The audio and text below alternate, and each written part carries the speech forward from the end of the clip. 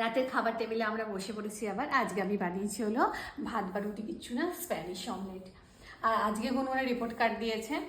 তো গুনগুনের রেজাল্ট কেমন হয়েছে? গুনগুনের রেজাল্ট হয়েছে হলো মানে ফিজিক্স অ্যান্ড ইংলিশ লিটারেচারে 90 ঘরে আছে। আর খুব খারাপ হয়েছিল কেমিস্ট্রি। আর বাদ বাকি হলো বায়োলজি, ম্যাথস, এগুলো হলো সব 80 রুমে আছে, তাই তো? 80 ঘরে আছে। আর কেমিস্ট্রি খুব খুব বাজে হয়েছে। ইংলিশ ল্যাঙ্গুয়েজটা খুব একটা ভালো, ইংলিশ ল্যাঙ্গুয়েজও খুব ভালো। তবে ইংলিশ ল্যাঙ্গুয়েজে একটা কারণ ছিল, রিজন ছিল, সেটা আমরা জানি কেন। কিন্তু এই কেমিস্ট্রি খুব বাজে হয়েছে। তো যাই হোক, নেক্সট ইয়ার ও কি করবি? ভালো করে করবি তো? সবার সামনে বলছিস কিন্তু করবি তো? কেমিস্ট্রিটাকে যেটা সবচেয়ে উইক পয়েন্ট সেটাকে সবচেয়ে স্ট্রং বানাতে হবে, তাই তো? কেমিস্ট্রিতে নাম্বারের ডিফারেন্স হয়ে যায় আপার ক্লাসগুলোতে। ম্যাথস, বায়োলজিতে সবাই ফিজিক্সও দেয়, ওদের মার্কস পায় ভালো। কেমিস্ট্রি থেকেই ডিফারেন্স হয়, তবে কেমিস্ট্রিটা ভালো করতেই হবে, তাই তো? কেমিস্ট্রি খুব খারাপ হয়েছে। তো যাই হোক, আবার সময় এখনো আছে, নিশ্চয়ই চেষ্টা করবেও।